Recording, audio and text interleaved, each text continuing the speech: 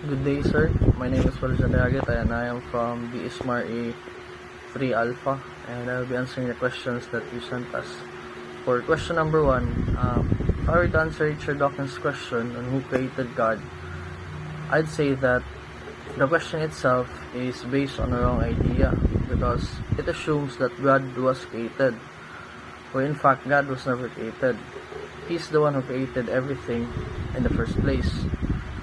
Even the philosopher Aristotle believed that there must be a unmoved mover, something that created everything but was never created by anything else. And this is what we understand about God, or as God.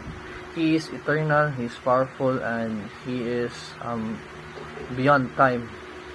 And science backs this up or supports this idea because in the Big Bang Theory, it shows that time and matter had a beginning, which means that there must be something that caused it outside of time and space. So, and something that caused it outside of time and space, and as per William Lane Craig, everything that begins to exist has a cause. So, and the universe began to exist. So therefore, it has a cause, and that cause fits perfectly of who God is. So for me, no one created God. God is the uncreated creator.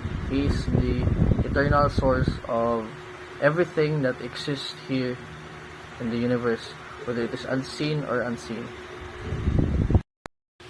So for question number 2, when we look at DNA, we can see signs of an intelligent mind behind life. DNA isn't just a chemical, it is a code. It is made up of 4 letters, A, T, C, and G, that contains the instructions to build every living thing. Francis Collins, who led the Human Genome Project, said that the language of God is written in the DNA of life. That means that DNA works like a program, and every program needs a programmer. Just like a book needs an author, and how a song needs a composer, life itself shows purpose and design.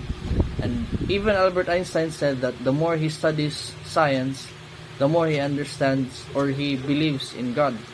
So when I look at DNA,